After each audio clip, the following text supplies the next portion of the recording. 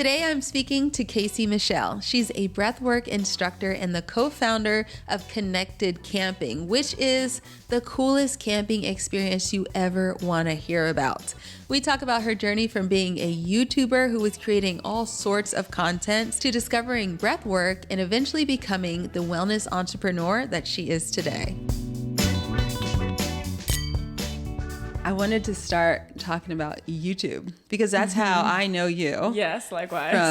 And that was like, so when did you start your YouTube channel? What year was that? Oh my gosh. I started it in college. I think, one of my college roommates kind of like, I'd always loved YouTube and like admired it, but I was like, there's no way I'd ever do it. And she was just like, we're going to sit down and you're going to make your first YouTube channel or first YouTube video. I think it was like 2014 or something. But it was like a hobby, you know? I was just like, oh, whatever. This is something fun to do in college. Fun. And then I was like, wait, there are like people that do this. Right. This is so cool. Especially around that time. I think I discovered you because I was just going vegan then. Okay. Or like starting with vegetarian, I think. Yeah. Vegan. And yeah, I think I've been following you for forever. Wow. So it's really interesting to think about. But yeah, it was just like, I would make these cringy mixed girl problem videos back then. I remember. I remember. They're still on the internet, but you know, because it's like, those are my roots. Exactly. Don't take those down. Yeah. Don't take them down. I'm sure you have like. Yeah. I think actually I archived my oldest videos. Okay. I got a little embarrassed, but I think I archived, I might be wrong. So I'm going to have to go and check. And when did you start yours? Okay. So I started mine in 2011. Okay. So a couple years before you. And I was like, you know, like you're saying, it was a hobby. Yeah, I was like, this is cool, a little creative outlet. Right. Just a place to share my voice, exactly. my hobbies. I think I started just with vlogging. Like, just like day in the life vlogs. What was it about? So your roommate who encouraged you to do it, what was it that she wanted you to share? Like, what was it about? I think she just knew that I was so curious about it, and she had a YouTube channel. Oh, she did. And she was just like, do it. Like, it's not that scary. Like, just sit down and do it. And I'm like, and I knew about video editing. I've always been into photography. She's like, you know, you already have the things to do it, like the skills to do it. And she could guide you because she'd already been doing it. Right. And so she just was like, just try it. And I think she was like, just start with daily vlogs. Oh, like, okay, so. Daily? You were doing daily back then? Well, I think that was back when, do you remember Veda? It was like vlog every day, April. Yes. That's like really showing like YouTube's age. Yeah, they used to have those trends. No. Like Vlogmas. Yes, Veda. Vlogmas. Yeah. So I think it was like one of those. So I was like, let me challenge myself to do it every day for like a month. Wow, that sounds like so much work though. It was. But it was kind of nice in college, I guess. Really? It was just like, I don't know, it was a way to procrastinate. Like, yes. homework and stuff. So like, that's a good point. That's a good point. Yeah, did you get a lot of, like, did you quickly grow to your audience back then? No. No. I think, I think the mixed girl videos started to kind of pick up, which is just so interesting to think about. I've been so many phases on the internet. I don't know if you feel like that sometimes. I'm like, I've been so many different people on the internet. It's watched me grow up. But totally. Yeah, I think like maybe 2 years in, it started. I think I had like 10K or something. I think I hit 10K while still in college. I can't remember like what video did it or whatever. Right. But yeah, I think when I got my ancestry DNA results, that video. I remember that video. That's probably the one most people found me by. So. Yes. And that's when Ancestry was newer. So like even for me, I haven't watched those videos in a long time, but I remember like back then that might have even been how I found you. Probably. Because like just looking at Ancestry videos. That's so fun. Yeah, that was like my first like viral video. Yeah. And did you work with the brand to make that video? No. Yeah. I was just like, okay, here's finally the answers that everybody's been asking. Like, here it is. I'm not making it up. So that's amazing. Got a mix of comments on there. But yeah. So okay, for the people who haven't seen the video, you're biracial. Yes. Your mom is African American, but you did that, and your dad is white. Yes. And you did that to like figure out the exact numbers, right? Because people would just be like, I don't obviously see it. And I get it. Like, I'm not biased or like delusional. Like I know what I look like, but I was raised like culturally black because my mom was raised by a black woman. Exactly. So it's just very confusing for the world, not really for me. So I was like, okay, here's the evidence. Like, y'all can just isn't that funny that you have to give the evidence though? Yeah. Like, so what percentage? And like, which one? And I'm like, okay. That's amazing. So is your mom biracial also? Yeah. Okay. She is. She doesn't know her dad, but my nana is very much like a brown skinned woman. Wow. So it's a lot of mystery. That was also why I did it, to just kind of maybe try to figure out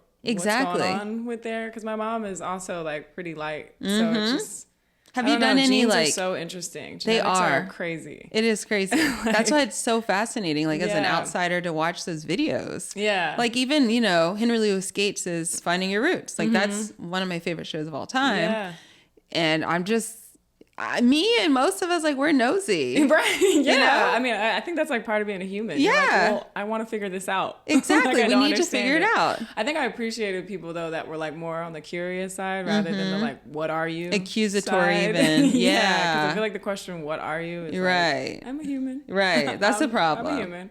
Right. But that's what kind of like, I guess led me to make those videos also because I was just like, here, I'll just send you this video. Right. So I don't have to answer all these Exactly. questions. Like, Oh, that's perfect. Yeah. Just check out my YouTube channel. Yeah, like here it is. You can Watch learn this. all about it. I don't feel like answering these questions again. Wow. Have you Yeah. done any actual like genealogy? So beyond the ancestry, when you see the actual like the numbers, but the genealogy, like finding who these people might have been. I haven't. I know on Ancestry you can see like It's a lot of work, bit, though. yeah, but it's like pretty tedious from what I've seen and heard. Yeah, I don't know. I've had some random people like even I think like a couple weeks ago somebody commented on one of my Instagram posts like I found you on Ancestry DNA and we're like eighth cousins somehow like through Really? this random thing. I'm like what? That is so cool. So maybe one day I'll get into that. I Right. don't know. 'Cause, there's so much mystery in there. Right. Yeah. Have you ever done it? I have done it. Okay. I did 23andMe. Okay. I didn't do Ancestry, but 23andMe, when they had that bankruptcy, before they actually went bankrupt. So I'm like kind of a conspiracy theorist and yeah, okay, cool. We can go there. We can go there. Yeah. I had known about like the talk of them like having all these problems about a year in advance. So I took all my ancestry, like I deleted my account back then from 23andMe. But so now I only have access to my mom, my grandmother, and my aunt and my dad's ancestry.com because I bought them all kits. Okay. But I can't go into like details on this podcast about like specifics in the family. Yes. Because it's like, family secrets. Family secrets. Yes. I But get the secrets that have been revealed really from ancestry.com. Wow. Yeah, I sometimes feel really weird about the fact that like my DNA is just like and I don't like how that feels. So, yeah, totally. Yeah. I know. Do you remember that book, Henrietta Lacks? Why does that sound Oprah made it into a movie. Okay. I don't think I saw the heard movie. of it, but I don't know if I've So it's this story. yeah. I think it took place, I think it was like in the 40s or the 50s. I might be wrong, but it was, a long time ago. And she was a woman, a black woman who, I don't even remember what state, but I believe it was somewhere in the South or maybe like Maryland. Okay. And she had ovarian cancer or some sort of like cancer or like reproductive cancer. And she ended up dying from it. Okay. But when she was being treated in the hospital, I think it was a teaching hospital, and they ended up like taking samples of the cancer, but also like maybe like actual her ovarian or ovaries or something but they actually had her DNA. And from that, they did all these tests to develop like cancer treatments and medicines over this last like 50, 60, 70 years since then. But her family was never notified that the hospital's like taking these samples from their mother who died of cancer. No, me neither. That's weird. And so the story is like them finding out about it and learning all of the studies that their mom unwittingly was a part of. And a lot of people, especially back then with black folks, they obviously tested drugs on black people, but we don't even know the full extent that they tested medicines and that they even probably let people die so that they could have their bodies. Yeah, and like it was all an experiment. Yeah, it was all an experiment. Yeah, it was like no actual care. Right. Yeah. Right. And so that's part of why I'm such a conspiracy theorist now, because I feel like they did it then. What makes us like, why would it be so far-fetched now with all the technology that's going on? Literally. Why would they have changed? Right. If anything, it's probably got more advanced. Right. Because there's even more money in it now. Yeah, exactly. Than it was back then. So much more is at stake. Yeah. So, scary to think about. So we're not necessarily advocating for ancestry DNA. Exactly. But it is so fascinating. Fun and interesting to do. And, right. Yeah. I guess if I never made that video, I guess I don't know what would have happened. So. It all led to here for some reason. So after that, because you were doing like mixed girl stuff, and then you did the ancestry video, and then like in the in between, now you do breath work and mindfulness, and like you have totally that seems pretty far departure. Yeah, that was like a 180. Yeah. I think I got so tired of just being like boxed into it. Like I was like, okay, Mixed Girl Mondays, this is cute or whatever. But also there's only so much I can really say after a while. Like, this is getting kind of repetitive. And yeah, I just was like, all right, I want to venture into more. And I think I went through so many phases. There was like, when I got into travel, I was like, ooh, I'm going to be like a travel YouTube channel. And I started to do that some more.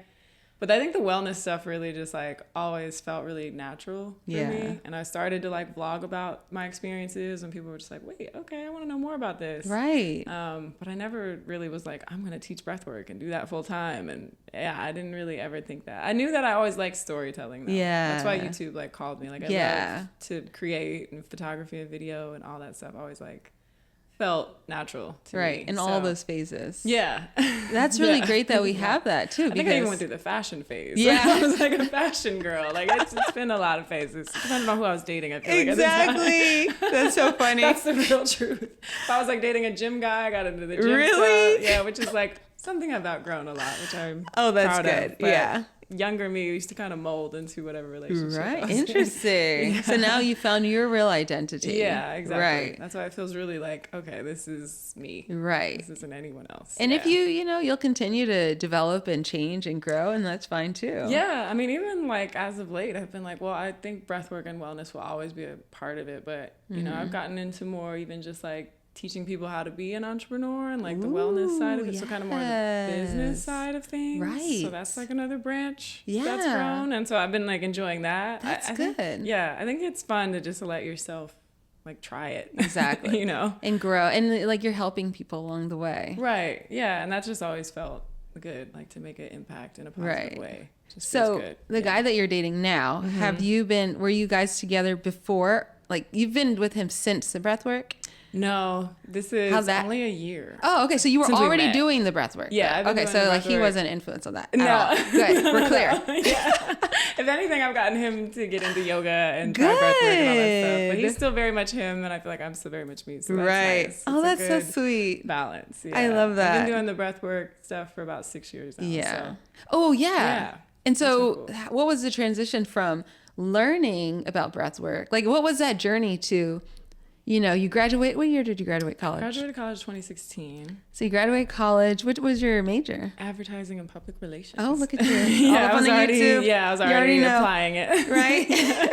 You did it was like work study. You're actually doing it. Right. Really? Kind of, yeah, I guess. And so how did you go from there to learning about breath work? Were you already doing that in college? No, I mean, I think I was into yoga. Like I remember my mom doing yoga videos at home when I was a kid. So I feel like it was like always around me, like maybe on a subconscious level, I was like, okay, happy babies and like downward dogs. Yeah. And mindfulness was already like there. But breathwork kind of didn't happen until like 2019. So I was going to school in Florida in Tampa and then moved to Atlanta just because I did not want to go back to New Jersey. Right. I just was like, I don't know. I was too prideful and independent. Yeah, really. I was like, I cannot go back home. I will struggle on my own. Oh, wow. As I got older, I'm like, girl, you should have went back home. Yeah. But it's fine. Now you're here. Yeah, now we're here. And I was working in the film industry. Okay. So those first like 2 years, 2 years, I think, living in Atlanta. So those were like 60-hour work weeks and very stressful and a lot of anxiety. And I don't think I realized it though until discovering breathwork. Oh, so I was like still working in that space when I first did breathwork. One of my older brothers kind of planted the seed. Really? So he was already doing it? Yeah. So he was the first person that was like, you need to try this. Like, you need to experience this. And, was it because he saw that you were stressed or only just because he thinks everybody needs it? He thinks everybody needs it. And I think I saw him changing a lot too. Wow. Like just his temperament. I remember his skin getting really clear. Just like a lot of just his overall demeanor seemed different. And I was like, okay, what is this about? Like I've done meditation and yoga, but like, what is this breathwork thing? Yes. And I remember the very first session with him, he was like, all right, we're going to sit here for 45 minutes and do breathwork. And I was like, 45 minutes? That's amazing. I know, that's so long. It's like, I could watch a whole movie. Yeah, I'm like, who's breathing before? What do you want? Right. And it was just like, what you don't know what you don't know. Exactly. And I was like, wow, I don't think I've been this calm like my whole After that life. First time. Yeah. Wow. Like I was like, I could feel the blood in my toes. Like I don't know. It was like a presence that was really, really like undeniable. Like, really? And I think meditation can sometimes be challenging. Yes. But I feel like breath work is so active. Yes. That you kind of like can't really get in your head. Totally. And it's a nice thing to do before meditation. That's exactly. what I discovered. Like clear it all out so then you can like settle in. And wow. Is this what type of breath work is it? so I think now I've kind of crafted my own little signature style, which is fun to think about. But back then it was a lot of really like slow breath. I really believe in like the sustainable kind of breath work. I know most people think breath work and they think of like Wim Hof and like very fast, very holotropic, which I still incorporate here and there. Can make you really dizzy, right? But it can be very intense. Yeah. And I don't want to practice that every morning. Yeah, that's a lot. Yeah. Like I'll maybe do that for like a minute out of my whole 30 minutes. Okay. So I like what they call tumo breathing, which is basically like a very, very slow breath, like a long hold at the top and bottom. It just kind of like heats the body up, kind of detoxes things in the system because I'm big on like, detoxing and health and all the things. Absolutely. And you know all about that. So yeah, more of the things that you can apply like in a meeting or in the car, in line, like sustainable. Right. Like things you can apply. Right. You don't have to like go somewhere away, hide out. Because we're always breathing. And I think I always try to like emphasize that. Like some of these things we compartmentalize. Like I got to go do yoga. I got to go do meditation. Right. But like, you're always breathing. You're always breathing. So you can kind of do box breathing or any of these things anywhere. I love that. And you know what? Like the whole theme of this podcast and just like my approach to communicating health and wellness is like you have more control than you realize. Yeah. You know, and especially with something like what you eat, what you put in your mouth, like you go grocery shopping or you go to the restaurant or whatever, and you decide what you eat. But I think even, more fundamentally than the food is we're always 100% of the time, unless we're dead, we're breathing. Right. It's like the basics of life. Yes. Like what we start and end with. That's exactly. Yeah. And your nervous system is so involved in food and digestion and circulation. I mean, it's so every other system in your body is kind of dictated by the way you're breathing. So right. Oh, that's a good point. Really but you can't control that. Like you can't really control your digestion. Right. And it happens. But you can control your breath. Exactly. So wow, that's such an interesting. I like that. And breath work is. I've done some breath work. I was just gonna say, have you ever? I have, but I don't have like a regular practice. Yeah. I'm not here to shame anybody. I'm just like curious. I'm working on it. No, I'm not. I'm just like, have you ever done it? Yes, and it's so like, so I've done it like, most recently I went on my first meditation retreat. It was a meditation breathwork retreat at the Art of Living in Boone, North Carolina. Oh, I've seen that. Yeah, you should go. Really? Beautiful, great food. Okay. I saw your video. I haven't watched it yet. That's watch it. I'm gonna watch it. It's super. It was okay. So for people who aren't familiar with breath work, like if you've never done it, it's like, okay, I'm breathing all the time. Right. How difficult could this be? But I think it's a lot easier when you're in the car, like you're saying, like you're living versus like at this retreat, we had like these multiple hour long, like breathwork sessions where we're sitting on the ground and we have to pee, but you can't get up because like this program was so strict that if you missed any of the sessions, you wouldn't be able to return for the subsequent. Like even if you were sick. One of the women who was in our group, she was not feeling well. Like she couldn't come one morning and that was it. She wasn't allowed to continue. Really? They were like, everything's building on. How long was the retreat? It was 4 days. Okay. Yeah. Wow. Yeah. All day. Intense. We had breaks, obviously. We had lunch and the food was great. But it was really intense. Wow. And honestly, with the exception of like doing box breathing at home and even like doing some breath work in yoga class, all my experiences with breath work have been pretty intense. Yeah, that's what I like. I want to break because I feel like people hear breath work and they're like, I don't know. I'm like, no, I'm not that teacher. I'm gonna help you. Like, I love that though. Curate a whole experience. Like, yes. Yeah, like I said, I like to do a variation. So it's like not just this intense thing for an hour. Wow, that's crazy. Yes. Yeah, I mean, what was your takeaway from all of that? Or my takeaway was it was a great experience. I'm really glad I did it. When I was in it, it was more difficult. Like being. And even it's so funny because since I am already a yogi and already have a spiritual practice, I came at it with like the ego saying, well, I already do this. Like I already know about this, you know? So I had to get over that for one. I had to like realize like, Janae, ridiculous. Like just I get that. Be here to learn. I totally understand that. And especially when they're doing it different than how I do it, right? Like, oh, I don't do sun salutation like this. Right. And like, I don't meditate like this. They say don't focus on your third eye. Like, that's how I stay focused on my meditation. They're telling me not to do this. Yes. But oh my gosh, I can relate so much. Afterwards, like, I really needed to digest the experience afterwards, and I realized, wow, it was really grounding, but it also, like, I had all these realizations afterwards, even that I just picked up from the other people I met that were in the group. Right. Yeah, I did Vipassana 2 years ago. Have you ever done Vipassana? I've never, but I want to. And I went into it with a very similar, I was like, how hard could this be? Like, whatever. And at that time, I was really super deep in my breathwork practice. Sitting an hour a day. Now I do more like 30, 40 minutes. But either way, I was like, I got this. Really? And then it was the same. They were like, everything that you do, like, don't do that. Right. Like, don't focus on your breath. Don't do that. Like, don't. Like, it was just like. How long were you there in this all silent meditation? I did the 10 day. So 10 days. And did you do it in Georgia? Yeah. Wow. I did it in Jessup. It was like 4 hours. Yeah. It was great. I'm thinking about doing it again Really? this year. And it was so funny because I hated it though. Like by day 2, day 3, I was like, I want to leave. Okay, tell us the experience. I can't stand this. I want to leave. So you drive all the way down to Jessup. It's 4 hours southeast, I think, right? Yeah. And Vipassana, for people who don't know, it's silent. Yes, it's a 10-day. So you're not allowed to talk. Retreat. No eye contact, no exercising, no journaling, no working out.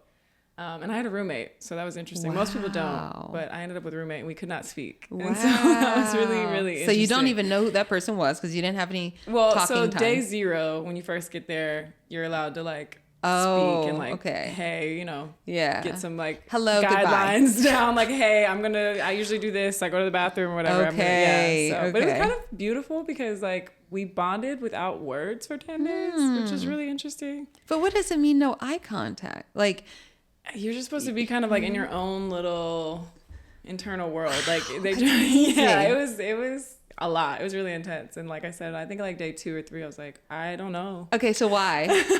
I think you're doing roughly like, and all of it is optional and like however much you want to do, but roughly it's like 6 hours of meditation a day, and your back is screaming. Ooh, your back is sitting on the floor, screaming. Like they're all hour-long sits, but I think in total there's like 6 a day or something like that. Ooh. And I was trying to really like do it, so I'm up at 4 a.m. doing the first one. They ring bells at like 4 a.m. So you do the first hour sit, then you go to breakfast, and there's like a little break.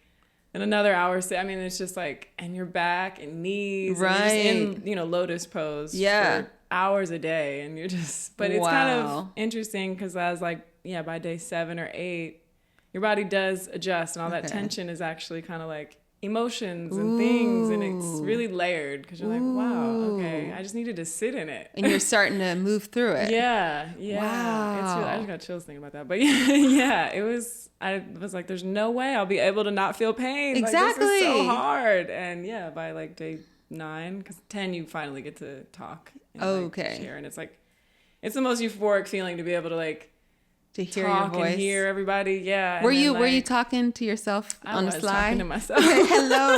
Hello, me. Because there was like a little nature trail, and I was like, I just need to go. I'm gonna go over here and just whisper to myself a little bit. That would be me. Yeah, because I just like needed. I don't know. It helped me. I needed to do it. That is so funny. It's different than thinking. Yeah, right? Yeah, totally. Wow, I thought it was cool. But that is so cool. I recommend it. It's just definitely like a challenge effort. Your first one, but I think it's so rewarding by the end because you're just like, wow, I am capable of like. Wow. So much. I don't know. I felt like I found so much forgiveness. Really? That was like probably my big takeaway. Yeah. Wow. It was right before I turned 30. So I was just like, I'm saying goodbye to my 20s. Exactly. Forgiving myself, forgiving all the people. Wow.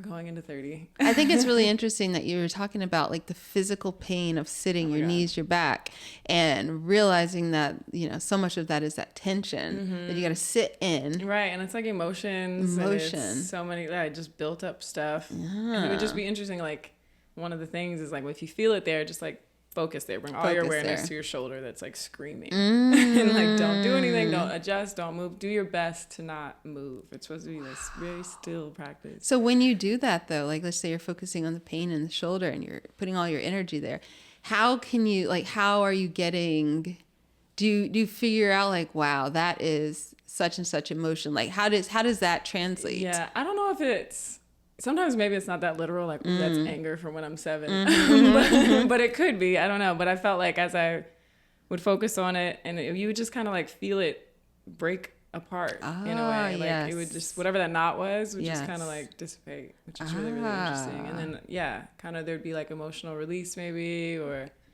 I don't know, it's very like internal of a practice, obviously, because you can't talk to anybody about it. So you got to really be in yourself. Yeah, and the hardest part for me was not journaling. I'm a big journaler. Right. I'm like, I need to write down these thoughts and realizations I'm having every day. But that wasn't, You couldn't do that. But the very last day, when we were able to do everything, I like wrote like 4 pages of like all the notes that I had. I'm like, I need to do this, and when I get out of here, and all these creative ideas. I had so many. Like, did you really? Ideas. Yeah. Oh my god. Nice. I was like, I can't wait to start this next year, because I did it. That's really good. Towards like November of a year, so I was like, oh my god, the next year is gonna be like this. Right. And so, what was the next year like? Really great. Yeah. That was 2023. 2024, I feel like things like took off. That's kind of when I started like the consults for wellness entrepreneurs. And like, I had felt like 2023 was kind of like a plateau in a lot of ways. So I feel like things like skyrocketed. Wow. So I don't know, blame it on Vipassana. Exactly.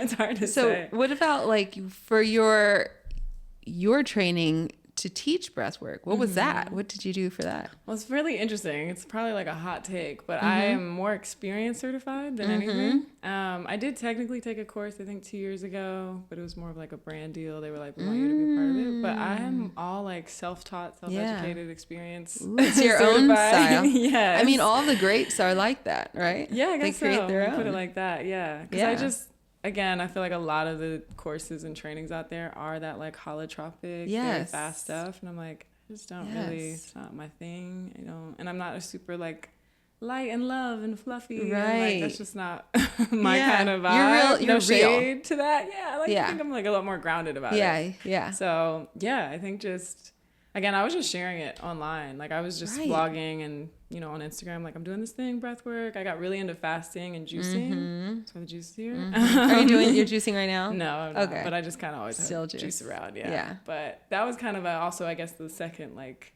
takeoff in my online career, if you will. But I did a lot of like 30-day fasts and just really like intensive fasts in 2020, because 2020 was just a crazy time. Yeah. Ooh, the fast. How long? What's the longest fast you've ever done? It was 67 days, I believe.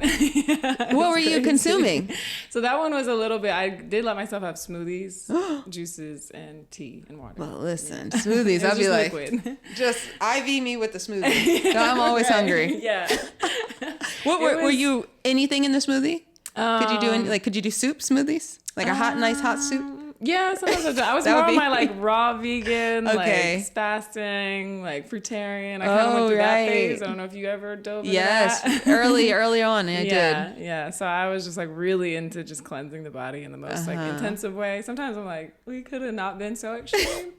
But, sometimes I could be extreme and I just got to dive all the way. Sometimes we have to go through that though. You know, that experience of. Yeah. I wanted to see how long I could go. So, and 2020 was just such a crazy year that it was just like, I don't know, it just kind of became this fun thing. Just juicing and fasting and like seeing all these just changes and I don't know, feeling so energized and food not taking my energy. Right. Yeah. But I think I've been vegan for 10 years now, 9 years, something like that. But that was just like another layer of like really an alignment. But it is, I mean, like historically fasting has been used in religion and spirituality literally forever. So it makes sense. Yeah, and I think it was like kind of a spiritual awakening time for me, because I was like, all right, what's really under here? We're not molding into any more relationships. We're getting to know who I am. Let's strip away everything. That's also when I moved into a van and I did van life. Van life. I love that. Which is so, I never thought I would do anything like that my whole life. Like, what was it like? How was it? I mean, it was amazing. Yeah. I would recommend it. If anyone has like an inkling to do it, but it's also a lot. Like everything has its, sacrifice, I guess. Yes. But I think for where I was at life, and again, that year, 2020, and like just the world and all the chaos and all the things, it just felt really like, nice. Yeah. Freedom was like my mantra kind of thing. And living with less. Like I was like, who am I without all these things? Let me live minimally. Let me juice. Like really strip back all the layers and really do the work, as they say. But yeah, van life was amazing. It just got exhausting after a year. It gets hard, right? Yes, definitely. So after a year, this whole time when you're doing all your different phases, and especially van life. Yeah, that was a whole thing. Right. Van life, and even like, being vegan, having your breathwork practice. What was your family's, like, what did they think about it? My mom was not a fan of van life. Really? I know that. She was like, gotta be safe. Please don't do this. Oh, especially like a no. solo woman. Like, what are you doing? But I was always I was even scared. So I was always like with friends, or like I had friends that had fruit farms, and I was Right. I was never super just out in the middle of nowhere. It was very rare that I did something like that. But she was not about it. I think with the fasting and stuff, she was a little worried. Yeah. I think like anyone would be, like, you're on day 55. Right. Like, are you going to eat stop? again? Do you have a disorder or something going on? But yeah, I think I don't know, maybe mom intuition, but I think she knew it was kind of a phase. Right. She kind of minded her business as much as she could. I think if it had kept going on, she'd probably be like, okay. Yeah. Time for intervention. Yeah, exactly. Yeah.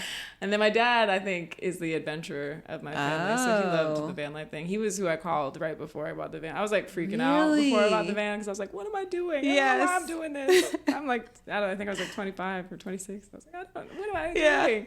And he's like, you're going to wake up tomorrow and like be so sad you didn't do this. So just do it. You get it from him. The adventure. Yeah. So he's like the hiker, traveler. Wow. Yeah. I mean, we're all kind of our travelers when I think about it, but he's definitely like the outdoorsy kind of guy. Dads are funny because they're often like the mom. Yeah, I think it makes sense though, right? Yeah. Mom is to protect her baby, and dad's like, fly. Exactly. Yeah. And you kind of need both. We'll support you. Yeah. You do. Yeah. You need. And it's beautiful that you have both. Yeah. Super grateful for that. They've been really supportive. I mean, even to this day, like, just me and my brother are the only vegans, but my mom will like make vegan dishes and make it work, and she'll eat whatever she wants, and we eat whatever we want, and we like coexist. I think that's cool. Yeah. Is your brother down here in Atlanta too? No, he's out in California. He's a big traveler. He's everywhere, but he's definitely, his home base is California. Yeah. So, yeah. So okay, how much did you spend on that van, by the way? I got it on Facebook Marketplace. And I think it was like under $3,000. It was already built out. It was like 2,800 or something like that. Wow. And it was already built out, so I didn't have to do anything. It was so like cool. The craziest manifestation. Yeah. Because I was just about to give up. Like, I was like, I can't find one for my budget, and like, maybe I'm just not supposed to do this. Yeah. And then, sure enough, like on Facebook, I look it up, and it was like 20 minutes down the road from this like used car lot thing, and I'm like, no way, like just shipped from Florida. I'm like, okay, wow, this is the one. That's why your dad was like, this is the opportunity. Yeah, like why not? And I ask about your family too, though, because for most people, the biggest thing that holds them back from making a change in their life is the community, the people around them. That's so true. Yeah. It's like you don't want to go. It's almost like I think it can feel like you're ostracizing yourself. Right. And who is willingly doing that? I think for people who do something different, they realize that's not actually what's happening. But I think that's a fear that a lot of people have. That's such a good point. Yeah. And I guess, I think I've been just like an independent type of little girl since I was like 3. My mom said I was feeding myself when I was like 3 years old. So I think I just like kind of always did my own, beating my own drum. Yeah. But it is interesting when you think about like say that, because I'm like, so many people are like have asked me like, well, I want to do this, but my mom or my dad or like, was that like for you? Was your family at all like? My family was always really supportive as well. Okay, that's good. And I was also like really independent as a kid too, so I think I had it in me to just do something different. But at the same time, I think honestly, that's one of the most common questions that I get. Really? How am I going to, especially when it comes to people wanting to become vegan? Because food is such a center part of the family. Yeah. And so it's like, I really want to do this, but I'm married and my husband's not interested, or I've got kids. Or that's an interesting one with dating and everything. Dating. Yeah. Oof. Is your boyfriend vegan? He's not. No? He's not, which is the first time I think I've dated somebody that's not vegan, which is interesting because I'm like, wow, I'm changing in ways. I don't think I'll ever not be vegan, but I guess just like, I think I got to a place where I was like, if you can just be kind to me and honest, then like we can figure it out. Like, because a vegan, there's not that many vegan men. It's limited. Yeah, it's very limited. Vegan men are hard to come by, honestly. And you know what? unfortunately, I hate to say this, but tell me if you have experienced this, but in like the wellness community, even spirituality community, it attracts a lot of narcissists. And like they kind of use it as a, I don't even know what to call it, but they yeah, kind of use it. They use it. Yeah. So yeah, it's And like, kinda, I know plenty of vegan men. Not all of them are bad, but I have met a lot that I'm like, oh, you're a red flag. You're walking. Yes. You are a walking red flag. I know to stay far from you. You have this.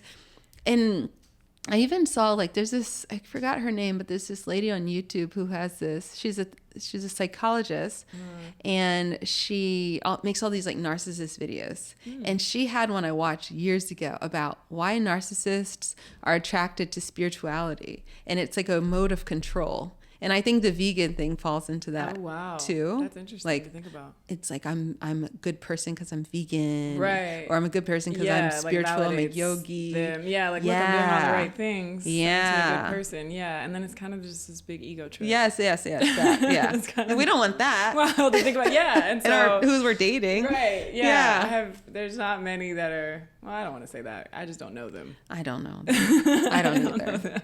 So it's like you got to expand your horizons. Yeah, and I think that's just kind of where I was at. Where I was just like, man, if you're honest and kind, then we can talk. We can figure this out. But yeah, it's been a learning curve for sure. Yeah, at least more so in the beginning. Does he? But he's open to. He's so open. So I think that helps a lot. So he's eating like he'll go eating vegan food. Yeah. That's whereas good. Some people were not at all. They're like, what are these chickpeas and this fake steak and like, all this stuff, but he's like, no, try it. So what about his family? How are they?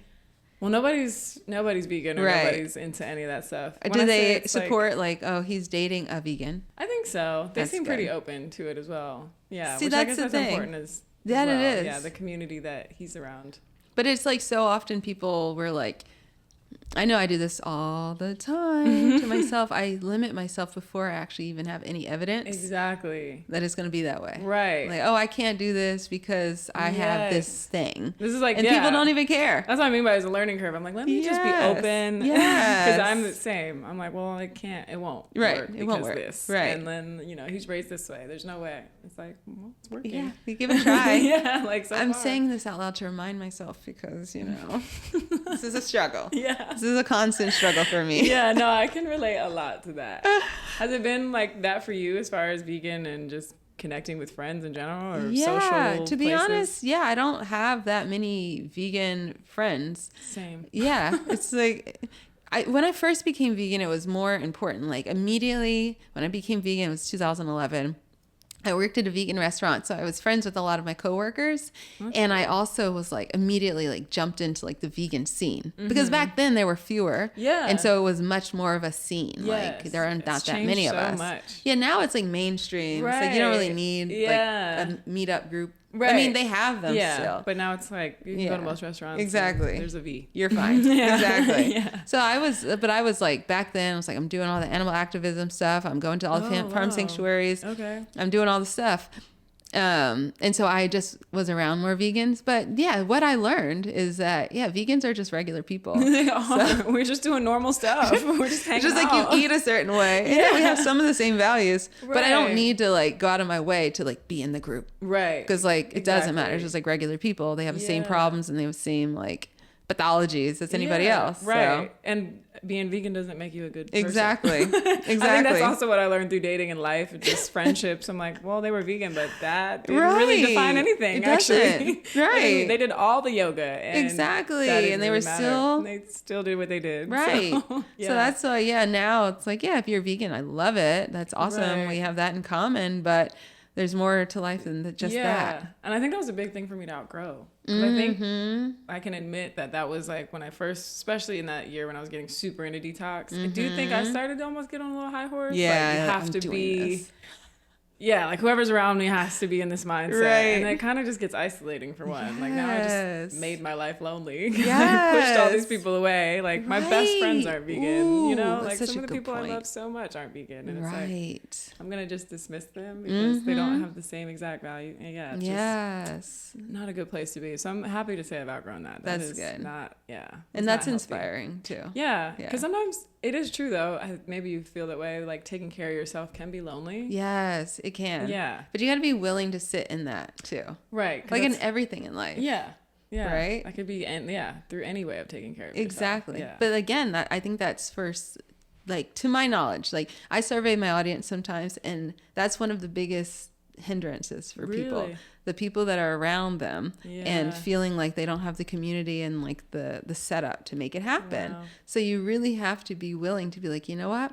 It seems like I don't have the support, but I'm going to do it anyway. I'm going to be all the support I need. Yeah. But that's really hard. But once you do it. Yeah. The confidence you built through doing that. Yes. And like trusting yourself through it. I love that. Yeah. It's so like, wow. I like showed up for me. I like kept the promise to myself. Exactly. Like, and then you inspire, like in my experience, I do have family members who are now vegan. And like, I didn't tell them they have to be vegan. It's just that over time, they're like, oh, I'm more interested in this. Right. Yeah. And friends too, like old friends who are vegan now as well. I used to make the joke that was like my purpose, because I think my last 3 relationships, they all turned vegan. Really? Not on purpose. Not that I was like converting. Yeah, not that I was trying to at all.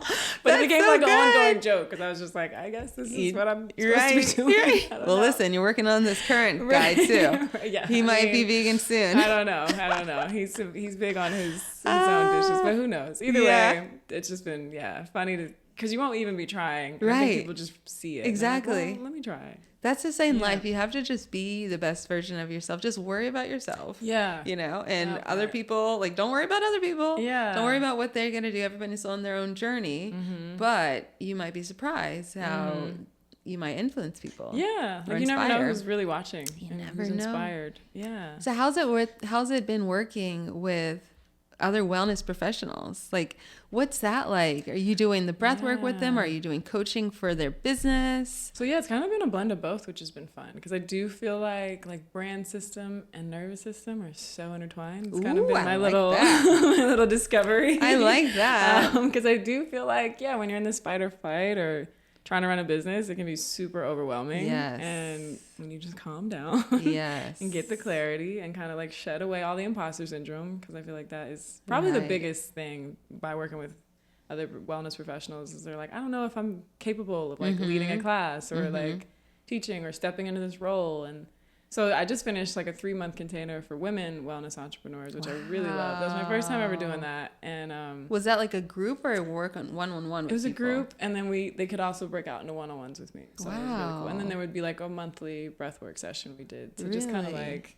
shed away any like money beliefs or imposter syndrome or just any limited stuff that's keeping you from that potential. And I loved it so much. Are these women really mostly cool. Like is it a bunch of different modalities or? Yeah, I mean, I think a lot of my audience is breathwork. Yeah. But there would also be like astrology readings or yoga. I think I've had another one like sound bowl. Like it's all kind of similar, all like overlapping. But it's been cool to just kind of step into that role. I had so much imposter syndrome before teaching that kind of stuff. Because I'm like, who am I to teach? To say, that's this what is how I would you think. do it. Yeah, but then you really you do have it. And so many people would ask me the questions all the time, like, how do I do this, or what do you do, or content, and I'm like, okay, maybe I do know a thing or two. Yeah, I have been at this for some time. Yeah, like just in general, even the internet. Exactly. Oh, exactly. You could teach all sorts of stuff. Yeah. You could teach van life. Right. I don't do things juicy. Yeah, juicy. Like all of it. Yeah. That's the thing. It's really interesting in life. You don't always have to know exactly where you're going. We just try stuff. One foot in front of the other. Yeah. You build a whole cache of like knowledge that you might use someday. Do you ever feel that way with like the vegan cooking and everything? Yeah. Are you ever like, I kind of want to do something else? Oh, do I? Well, not really. No. It just, that's not at this point. I mean, that's cool though. I used to feel that way though. Are happy there and that's what's doing well. I think it's really just cool. Because I've been doing it for so long. Like earlier on, I remember in 2015, so I had a private chefing company while I was doing Sweet Potato Soul, that's cool. But that was in New York only, right? Like I wasn't promoting that elsewhere. And I got to the point where I really wanted to grow Sweet Potato Soul, but I didn't feel like I knew how. And the private chefing company was like so stressful because I was in New York City. I was like, using the subway to do all my cooking and like transporting. It was a nightmare. Oh, God. And I would be in people's homes like all day and be really exhausted. And I was making pretty decent money, especially for like a 25 4-year-old. Yeah. But I kind of was feeling burnt out. Yeah. So in 2015, my ex, Max, who was my husband, who's still my ex again, we broke up for the first time. Oh, really? Okay. Yeah. We've broken up a couple times. Yeah, okay. That's fair. In That's life. Yeah, but he and I started Sweet Potato Soul together. Right. Like it was really his idea to do the YouTube channel. Oh.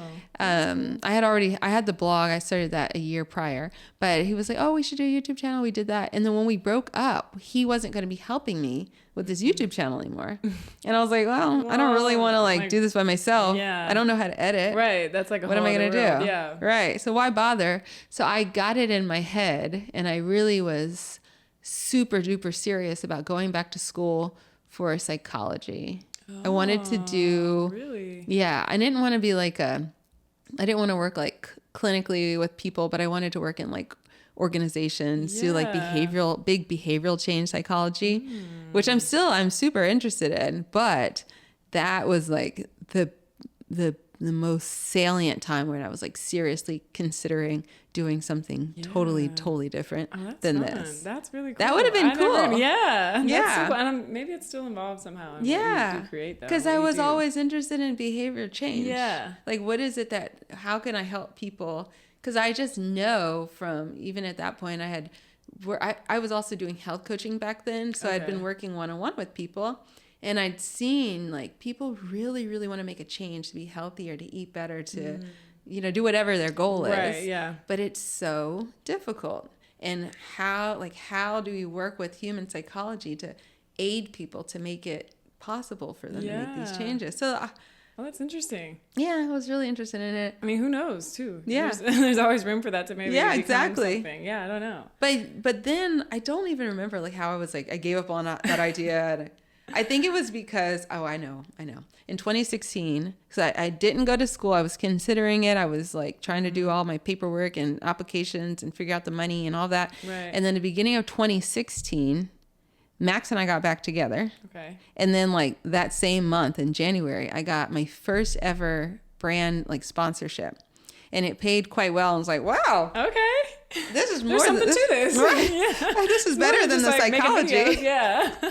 And then like a few months later that same year, I got my first book deal. Oh, wow. So then I'm like, okay, I'm still have the psychology on the back burner, but by that time I had that ball was rolling. the ball was rolling, yeah. and I eventually that same year shut down my private chefing company and started doing Sweet Potato Soul full time. That's really brave to think about, like to shut down this thing to start something new. Like, was there a feeling of like, because missing out or like no, I right? still, I guess you just felt like this was taking off. So it felt like that. And I was kind of stressed out about the old one. But if you'll notice, you might have, I don't know if you noticed, but when I, like my email address, I know we were mostly texting, so I don't know if you saw my email, but my email is still my old company. Oh, like I never got rid of that. I noticed that. Wow. I still have the URL. Like I still have the website. Okay. Just in case. You never know. I might bring it back.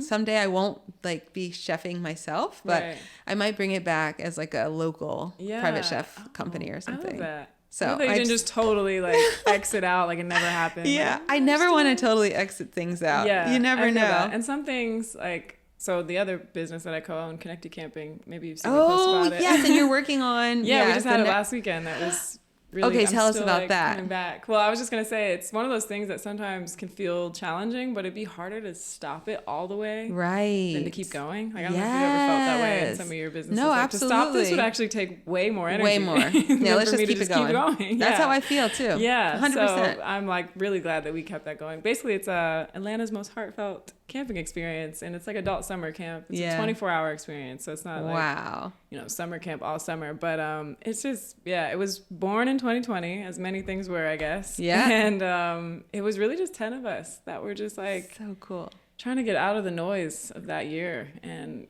that's when I had the van, and my business partner Christian, he's like a music engineer, music artist, so he brought out his like speaker and mic, and we kind of had like this open mic, and then I led breathwork, we played games. I don't know, there's something really special about it. Like we were like, wow, we really needed this. And we also realized we didn't really like know each other for more than what we did. Like, we always like, this is a place to get to know people for who they are, not just what they do. Especially in Atlanta. It's real hard to like know who people are. That's a good point. Everyone's like, what do you do? Yeah, like, 100%.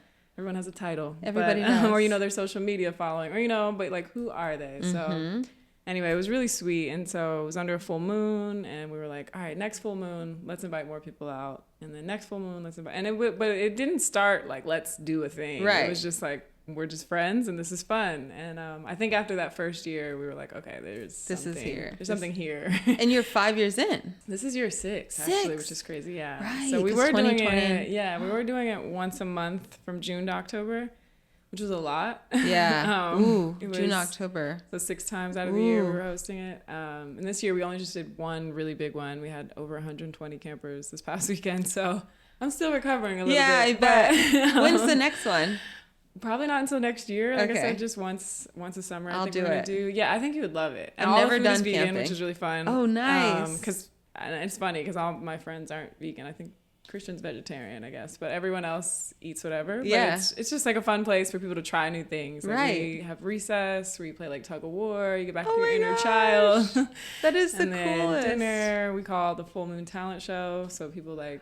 If you rap, sing, dance, poetry, whatever you want to do, you can share it. Breathwork, of course, yoga. It's like an immersive, really curated time. And yeah, I feel like it's so hard to make friends as an adult. Yeah. So we wanted to create a space that's like just this grounded wellness, fun, like place to become so family cool. by the end of it. So yeah. And are people coming? Is it a lot of individuals or like girlfriends? Honestly, and a lot of solo buddies. Oh, that's good. So and they a lot can of really people connect. This time around from out of state, we had like Seattle, California, Canada, Texas. We had people all over. So it's kind of wild. Like this thing just took off. Wow. Which is really. And where did you have it? We do it in Conyers, so it's like 30 minutes from the easy. City. It's like a lakeside location, so you could take a dip because it was so hot. Yeah, it's crazy hot. And again, now we've worked with like REI and a lot of big sponsors, which is really fun. So that's one of those things that I'm like, it can only keep going. To stop this would be way harder. Would you have you guys considered taking it like out of state? We have, yeah. I think it doesn't matter. It's so many moving parts. And so like to get those moving parts and keep the same feeling, right? Our essence of it. We have so much community and campers from like New York and New Jersey, so we were like, maybe we should go up that way, like upstate New York, find some campground or something. So it's on our radar, but obviously it's a lot to plan and figure out. Yeah, because you've got a few businesses. Yeah, 2. What do you like? Oh, 2. Just okay, like I was gonna say 4, but mine it feels like it though. Like mine is broken up into so many, and then there's connected camping. So connected camping is, I have a team though, so it's not just me, my business partner, and then there's like 7 of us, plus we had a whole bunch of volunteers. Like there's no way I could ever do that one by myself. Then there's my breathwork business that's like broken up into the Exhale, which is my online breathwork studio, and then there's like the business coaching for wellness entrepreneurs. So kind of feels like 3. Okay, yeah, okay, 3. Because I'm like, I knew there's more probably than 2 a 4th somewhere. one in there, but right. I'm not gonna know. Well, so the online program, people can take classes with you on there, right? Yeah, for the breathwork. Yeah, the breathwork, right? Yeah. So it's essentially like an online studio where there's live classes and then there's pre-recorded classes. So that's really good. Like a little 5-minute thing or 10-minute thing. Right. Just pop on. Is it a membership based? It is. That's so and it was an app. As of recently, we took it down just to revamp, reset. It was a lot of pressure. It was a lot of stress. Really? And so that's just the honesty hour. I was like, it actually felt. And maybe you've ever experienced this, but I felt relieved, which I felt bad about at first. I was like, really? Yeah, just because I thought I wanted it so bad. Yeah. And then, I don't know, it's been 6 months of having it, and I was just like, honestly, was it a lot of pressure? I want to just not have this right now, like for this summer. Why was that? I think probably myself put in pressure, but the expectations of like how many members to have by now, I just didn't hit that number. And I think just trying to like get into the tech world of it, like having an app, like trying to get that pushed in places and like tech conferences and stuff like that. Like, I don't know, there's just like a whole world. Really? When you have an app, I feel like. Which I'm not going to say I'm not going to have it again. Right. But I just needed a break from it. And you already have the online platform. Yeah, so it still exists. It's still there. It's just, obviously more like a website now. But you can just access it on your phone. It's the same thing. That's interesting. But yeah, I think also I had teachers on there also teaching other than me this year, which has been fun. Like it was just kind of becoming a lot on top of connected camping. Yes, exactly. Planning and curating and But I feel relieved. I'm like, okay, And you come back to it some later. Space. Yeah. I understand. I feel like having the app, I've never had an app. Yeah. But at the same time, I've never really wanted to because I've had this intuition that I've already got a website. Right. Find me on the website. Yeah, exactly. The app is like you need to hire different people to develop it, and it's got to go on the thing, like the App Store. Right. And get approved and all that stuff. Oh, wow. And then also like, yeah, and then there's Instagram, and then there's TikTok, and then there's YouTube. So many it's just things. So many things. And I was like, I think I'm actually okay with just not being here for a couple months. So I was definitely boohooing, crying about it. Yeah. But again, now you feel relief. Yes. Girl, I literally understand. Yes. So Broderick, my videographer, he will remember I had this rental property. I got it in my head. I wanted to be a rental a property investor. What's it called? Real estate investor. How'd that go? Let me just say, I was so relieved to sell that house. Oh my gosh. I had it for 2 like years. That sometimes. Like, oof. This was actually not gonna work. It was like what I wanted so bad. Right. Oh my gosh. And was it just not a good? It was just like it's not my temperament. Like I'm pretty chill. I don't like to have like a lot of responsibility. Right. I just don't. I'm sorry. I don't. It's the honesty hour. It's like too much responsibility. Like you having tenants and like, are they happy? Like overly concerned about like other people. My mom is a real estate investor, which is where I got the idea from. And like she does it full time now. She retired and she's got, I think she has like she might have like 10 houses. Oh, wow. Including the house she lives in, but still, wow. Yeah, she actually rents that out too. Yeah. She lives in the basement now. Oh, wow. Okay, so Mom. She manages like that's so much. More than a dozen people probably. Yeah. And they don't pay their rent or they'll get locked out. Some of her properties are short term. Okay. So it's like they have complaints about all sorts of things. They break stuff. Every little thing like that is like, to me, I make it into a huge situation. Like it's not, I'm not chill. I can't just be like, oh, okay, they just broke a plate. Whatever, we'll deal with it later. No, like, sorry. No, we can't. In other parts of life, like if somebody was here, like let's just say my cleaning company was here, right? And they broke a plate, whatever. We'll clean it up. I literally do not care. But if the same thing happened there, I get that. Part of it's like out of my control.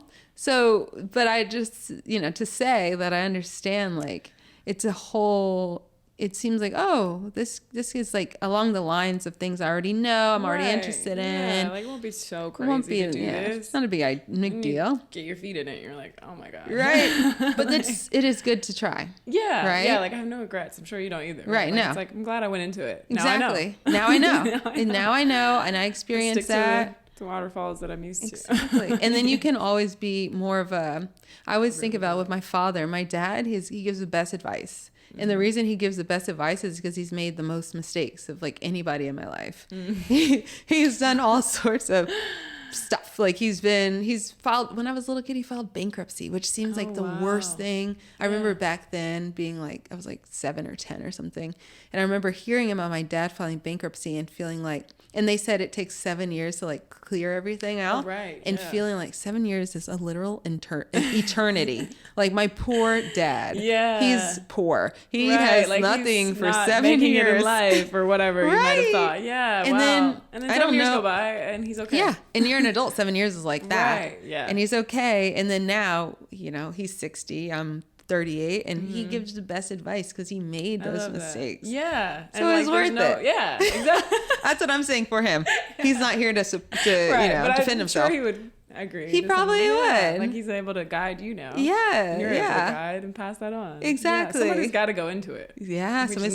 We avoid it. Right. Don't avoid it. Yeah. That's been the big theme this year. Yeah. Ooh, to just not avoiding going into things. Yeah. I think I'm guilty of avoiding things just to keep the peace or just to like, I don't know, I can be overly nonchalant even when I do care. Just something. I'm new to therapy now and I'm like, oh, this is something we're getting into. Interesting. When relationships, with business, with all kind of things, friends, family. Just keep the peace. Sometimes I have this overly chill thing and I'm like, wait, I know I am overall chill. I think similar to you, like I really won't make a big deal of a lot of things. Genuinely, I'm like, it's fine. Life goes on. Right, exactly. But there are times where it's not that. Right. And there is feelings or there's things. Or yes. It's like, we can't avoid this. We actually need to go into this. How do you, like, I know you said you're new to therapy, but how have you so far been processing that?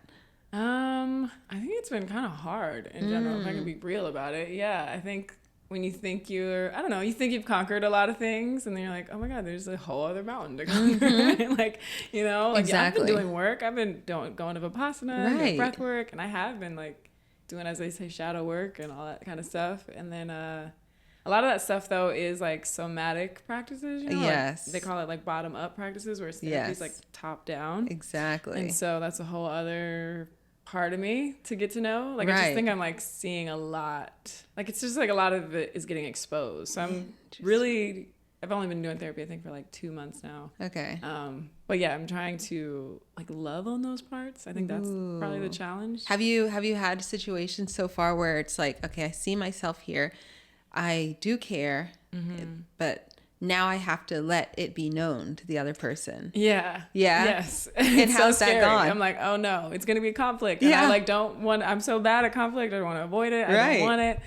I like, no one teaches us how to do it. Exactly. So- Especially as women, Right. girls. Yes, exactly. And so, yeah, it's been scary. Yeah. You know? But I think I'm getting better at it. You're getting I like to better. think I'm getting Have you better at had it. any conflicts? Oh, so many. Oh, So many. well, that's good. So many. Yeah. You have And to I like think that's move why through it's it. like hard and it's uncomfortable, but I'm like, okay, Ah, maybe this is a part of the growing. Like, your kinda intuition was don't correct grow. around that it might cause it, and it did, guess and now you so. have to. Yeah. I guess so. I Are you good at conflict? No, Is I anybody good at understand. No, some people are callous. Yeah, some people don't care. Yeah, they're They like, don't care they at live all. for it. Yeah. I'm like, I don't want to do it. No, I am the same. I'm like, I'm gonna Yeah. avoid it. But you know what? For me, honestly, I will make myself sick. So I try my best not to hold things in anymore. Okay. Like it. That's Oh, good. Yeah. oh, I had a situation yesterday where I wanted to talk to somebody about something, and I was just like, I don't want to, but I have Yes. to. But I knew that if I didn't say it, I would make myself sick. And even, okay, an anecdote, because I know I'm not the only one. When I wanted to get a divorce back in 2020, I didn't really know how to communicate it clearly. Yeah, like how do you even Right. How do you bring Go this there. up? How do you stand on this too? Like, scary. because, the other person, like my ex, didn't want to, and he would be, obviously I knew he was going to push back. And so how do I stand on my ground and be like, no, this is what I want. Yeah. So leading up to the conversation, like many months, I was thinking about it for so long. In August 2020, it was almost all I could think of. Really? But I was not speaking it. I wasn't telling him. I was only like telling my therapist, but it was really, I needed to tell him. I got so sick. Wow. My mouth. I don't know what it was. I still to this day don't know what it was, but I got like let's call it a disease, Yeah. temporary disease. It Yeah. only lasted 3 days, but where my tongue got covered in sores. Wow. Like, I can't believe If my that's tongue ever not- went back. It's right? saying emotional, creates the physical. Incredibly painful. Wow. I couldn't even eat. I could barely drink water. To drink water, I'd have to suck through a straw like straight to the back. And this is COVID. right. So I went to the doctor, and the doctor was like, we have no idea what this is, but it's probably viral. So we can give you an antiviral. But I was breastfeeding at the time. So they were like, we don't recommend doing that. So if it is viral, it'll probably pass soon. And, you're not actually like dying. Right, yeah, Right. yeah. So you can go home and you can just let this pass and come back, and, we can do more tests and try to figure it out. But they couldn't figure it out what it was. Wow. There we go. I knew what it was. You're like, the I medical knew it school was this creates the physical. conversation. Yes. Wow. Yes. And so like That's generally in crazy. my life, like just anecdotally speaking for myself, That's good to hear. 99% of the time when I am ill, it is an emotional cause. Sometimes my daughter brings something home from school. That's super rare. But when I have headaches and when I have this and that, it's Right. an emotional. It's so tied to that. Yes. Yeah, I'm such a believer in that. I'm almost like, I'm crazy about it sometimes. Because I'm like, your back hurts, you're not feeling supported. Yeah. Like, or like, so then like my partner's like, okay, I think my back just hurts because I slept funny. I'm like, well, there might be deeper things there. That's me. I know. It's the same. Yeah. Do you Like ever your read that knees book? or your ankle. You can heal your life. Yes. Yes. I'm always screaming about that book to everybody. I'm like, look it up right now. Look it up. Look it up. Like, cough see means what it this, is. headache means this. And it can't like, hurt to look it up and try to address the issue. Yeah. And like every time I've looked it up, I'm like, well, that's accurate. Right? Like, Right? Yeah, like knees being stubborn, whatever it is. Exactly. Like, this is so accurate. And also for people who are skeptical, it's important to remember that like placebo effect works. Yeah. Right. Placebo is not just, I think people poo-poo placebo, like, you know, we don't understand why. It's just like your brain. That's all you need. All you need is your brain to change you. Like placebo is good. Yes, exactly. Right. Like that shows you the power. This is the power. Yeah. Like it literally. It's true. Exactly. Yeah. Which is so cool. Yeah. But it's so funny how it's like it's poo-pooed. I think you know, the incentives are to poo-poo something that you can make no money off of and you can't fully explain through like materialist science. Yeah, exactly. You can't monetize it. You can't monetize it. Yeah, scientifically. Yeah. Right. Yeah. But I don't make money off of pharmaceuticals, so I'm cool. Yeah, I was gonna say same page. I'm unbothered by that. Right. It's nothing to do with me. Yeah. Wow, that's interesting. You Can Heal Your Life, for people who don't know the book. By Louise Hay. Louise Hay. I listened to her affirmations this morning, actually. Did you? Yes. Every oh my now and again, I just pop on. Yes. Some Louise Hay affirmations. I love that. I should do that. Yeah. They got nice little 20, 30 minutes. Sometimes in the morning when you're in that like before you're awake all the way stage. Ooh. Just throw on some little affirmations. So do you do like what do you is that what you do every day, or what do you do first thing when you wake up? But I don't. I think my morning routine has been a little crazy this year, like more than ever. And I'm such a routine person. I am very much like I am a better human if I have my routine. Yes. But more days than not, I'll try to like wake up, take my time, take some just breaths in bed. And then I like to have at least like 10 minutes of just kind of lingering and listening to affirmations. That's like this is an ideal morning. That's a good idea. Because it's just, like kickstarting the day already in that kind of gratitude state and just like, no shame, no perfectionism, just starting the day on that good foot. Oh, that's so good. Especially because when your brain's first waking up is when it's like the most sensitive, as they say. Your subconscious is really receptive. Exactly. So it's like, okay, let's get some good stuff going. And then breath work is always the first thing. Always start the day with breath work. Yeah. And so how long do you do the 40-minute then? I do 30 minutes now. That's kind of like my sweet spot. It's 30 minutes a day. Like I said, there was a time, and some days still, that I do an hour every day. What time do you wake up?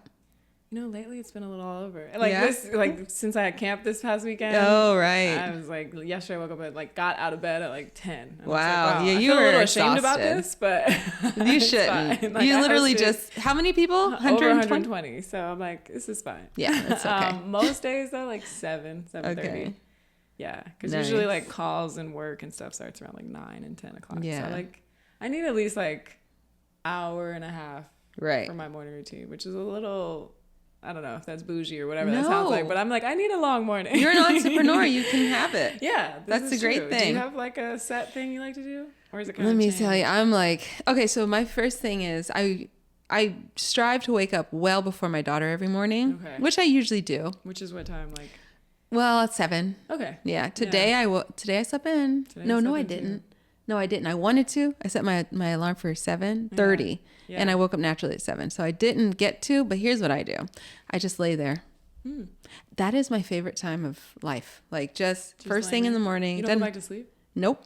You're up. Because my thoughts go. Okay. My thoughts are just, I have such, like you said, the subconscious is really, like I feel like it's open, right? It's that window when I can actually listen. I can listen to my thoughts, all day, but there's like the subconscious stuff is coming in, not deeper. Just, And so I get a lot of, clarity and like answers to my questions. And I pray in the evening before I go to bed. Every day? That's usually when I pray too. Sometimes after breath work. Yeah. Sometimes after yoga too. Yeah. But first thing, I don't do anything. Okay. I don't pray. I don't try to connect to things. And I like that. And I was listening to Huberman Lab, and I think it was that podcast, and he was talking about the moments in the morning, and it was so validating because I was like, that's what I didn't know that was like a thing. Yeah. Instead of just jumping out of bed. So I do that. I'm slow. And then I'm not really slow because I get my daughter ready for whether it be school or camp. Yeah, because she's a handful. She's a little entertainer over there. She's always like got something to say, running around the house. She has a tremendous amount of energy. Oh my gosh, really? So that's my main job. And then, so yeah, I get out of bed, coffee. That's my main routine too. And then once she's off, yoga. And then today I didn't do yoga. No, I go to studio. Okay. Yeah. If I do it at home, I'll never do it. Yeah, same. Yeah. COVID, I had to. A little night stretch every now and again. But yeah, same. I'd rather go to the studio. I got somebody's got to tell me what to do. Yeah. And I like the community. I like being around people there. Yeah. And do you do hot yoga or hot. studio? Okay, same. Yeah, I'll just sweat. Yeah. I'm like, okay, got the day going. Yes. Then and then then I come and start. I'm slow. I'm like being an entrepreneur for so long, like doing the same thing for so long. How long have you been? Literally since 2010. Oh wow. Sweet Potato Soul started 2010. It's like all you know. Yeah. Right? Yeah. But at the same time, I'm like, I kind of feel like partially retired. Really? Because back then, when I was doing Sweet Potato Soul, it was early. I was doing health coaching, and I had the private chefing all at once. Oh my gosh. I was working from like 2012 when I first started the private chefing company till like maybe till my daughter was born.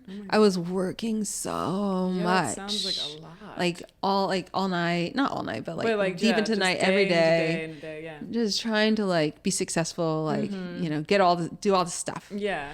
And then now, I never fully returned to that. Yeah. You just kind of like chipped away, like shed away the things necessary, and Sweet Potato Soul is the main baby, right? Okay. And now I have a team though of people to help me grow it, so that's why I don't have to stay up all night. Having a team. It's a game changer. That is a game changer. It Good is. For you. So once you get to the point, like for people who are entrepreneurs and want to have a team, it's like, sometimes you just can't afford it, but eventually you'll get to the point where you can afford it. But you have to put in the time where you can't afford it. Yes. Just know that one day you'll get it. You'll be so happy it'll pay off. Yeah. You'll have the income to pay somebody else. Yeah, and then you get more time to do what you actually love. Yeah, lay in bed and just this is me every morning. I love that. I might have to try that some this morning. You should. I think I have a problem when I would doze back off. Oh, okay. It depends. Depends what time I go to bed. It's better when I wake up naturally, because then I'm not sleepy anymore. Yeah, exactly. Because your body's like, we're ready. Yeah. But I go to sleep, I try to get to sleep no later than 10:30. Okay. That's about the same. Yeah. 10:30. So I'm in bed usually at 10. Yeah, same. That's my sweet spot. Do you read before you go to sleep? In a perfect world. Sometimes I do. Otherwise, you just get in. No, I'm guilty of scrolling. Okay. I'm guilty of just kind of like reflecting a lot. Like I might start reading old journal entries, or I guess I'm still reading. But and you journal, right? Yeah. So that's, I guess, also my morning routine. I'll do breath work and then I'll journal afterward. I don't know. Since a kid, I've had like a diary, So like, just become a place for me. I love that. Which I think also is why the avoidant thing is interesting, because I'm like, I can just go journal about it. I don't have to talk about it. So it's all very tied together. I'm like, I thought journaling was healthy. I'm like, it is, but you also need to say it, so. Ooh, you're Full unlocking circle. a next level. Yes. Yeah. Very interesting thing. Oh, okay. So when you're journaling, are you like writing to yourself? Who are you like? And is it stream of consciousness, or is it like, today I had a matcha, da da da? Like, which type of journaling are you doing? I'm more like stream of consciousness. Yeah. Because get it out. I don't want it in my brain. I need to get it out. Like it won't make sense probably to anybody if they read it. Like it's maybe not really complete sentences. Yeah. Some of it, it's just like feelings like yesterday's happened. I can't believe this, or I'm excited for this, or whatever. But it might be like groceries. Like it might just, it's not really all together. That sounds healthy. Yeah, I'd like to think so. I just always feel better afterward. Like, right. Okay. It's all out. It's like a brain dump first thing in the morning. Right. Get it all out. Okay, now I made space through breath work, through journaling. Like, cool. Now I can start the day. I need to go back to journaling. Yeah, I was gonna say, are you a journaler? I used to be like starting at 13. Mm-hmm. My friend Joyce Kim, thank you Joyce, gave me my first journal for my birthday. I think it was actually 12th birthday because I was in middle school. Okay. Yeah, and I did until like a couple of years ago, because I realized that all my journaling is like from 2008, 2010 perhaps, like till when I quit, was like the same topic. Really? Yes. Yeah, most and of I mine was annoyed. So yes, it was all relationships. And I got embarrassed of talking to myself so much about the same thing. I feel literally. That, though. Sometimes when I reflect on it, I'm like, wow, this year, this is all we've been writing about. Right. But sometimes that's why I don't reread them. Maybe you needed to write it out. I don't know. Exactly. Yeah. Well, that's like with my ex-husband, I was having a conversation with him, and like sometimes we're talking and it might be like some conflict because, we're co-parents now or whatever. And I will imagine myself journaling it, but be like, I can't write it down. Really? Because I already wrote too much about him. Oh. I'm sick of writing about him. And he and I have a fantastic relationship. Right. I'm so sick of writing about him. How many times are we going to write the same thing? Right. Yeah. And I'm like, what else? I'm like, our kid, like I never really feel so compelled to journal about like things that are going well in my life. That's my issue. Interesting to think about. Right. Yeah. She's great. She's like, she's so cute. Like, that's I've always been a complainer. Your journal's just full of complaints. Mine is kind of a blend, so you're not all the way alone. I think it's like, I try to find gratitude in there sometimes. Yes. I'm like, okay, well, let me at least like name 3 things that I'm grateful for. Like, I slept through the night peacefully. Like, I do have a home with air conditioning, nice or whatever bed. it is. Right. Like, I can plan my day how I want to today. Yes. All right. Now that I can complain a little bit. Right. Now we get that out of the way. This is really getting on my nerves. I got like 2 sentences of yep. And now I got it in there. It's sprinkled in there. But I feel like you should write a memoir. Really? Yes. Oh gosh, I don't know. Eventually. Maybe one day. Yeah. How? Because you've gone through so much. You've done so much. I've heard that from a few people that are like, "Why have a book?" And I'm just like, "Well, I have a." To me, I'm like, "Well, I have a YouTube channel." Yeah. It's kind of like a digital book, but I guess you. That's true. You created more of like you haven't created more personal books, right? No. But I can imagine like someday if I'm like, like my grandmother, like if she's 89 now, I would love for her to write a book. Like, I want to hear I know a lot of her stories, but like, she's always revealing new stuff. Yeah. To be written and to be read for generations. Yeah. I think there's so much value in that. That is true. Writing probably was the very, very first love of mine too. So really? One day. Yeah. When I was in like 8th grade, I would win these little writing awards. Really? So, yeah. My mom's always been like, writing. You need to be writing. And I've always just been like, You're a storyteller though. Yeah. So I think ultimately, we see that. Yeah. So what's next for you? Now you just finished your camp. I did. I think moving forward, probably just some planning already probably for next year's camp. Yes. Just obviously taking a break, but then planning a little bit for next year. And then for me personally, just with breathwork, I think just kind of revamping and rebranding. I'm kind of just I'm in a space where I'm just really like resetting everything. I'm at like midway checkpoint in the year where I'm like, okay, let's do inventory of everything. And let's get rid of what's not working. So I think I'm just kind of resetting, rebranding, but more so just the Exhale Studio growing as well as planning for more connected camping. Ooh. Okay. So how can everybody follow you so that they can sign up for connected camping and also Exhale, join the membership? Yeah. I think both easiest place to probably find both would just be my Instagram. So, and you got the links. Yes. _ Casey Michelle _ and you'll find the Exhale Studio as well as connected camping. Those are both my bio, so you can't miss them. No, okay, good. And of course, in this video, I'll put all of your links down below. Thank you, I appreciate it. Thank you for being here. Thank you so much. So this is such an organic, easy conversation. I know. I loved it. Yes. I would love to have you again in the future. Please. Thank you for having me. After I come to the camp next summer. Hear your testimonial. Yes, that would be so fun. My first time camping offshore. Really? Yeah, I've never been. I didn't grow up camping at all, so it's really ironic that I run a camping business. Right. That's so cool. You never know where life's going to take you. You never know. Yes. Oh, thank you. Thank you so much for having me. Yeah. Goodbye, everyone. Peace. Bye. Peace out. Hey, town.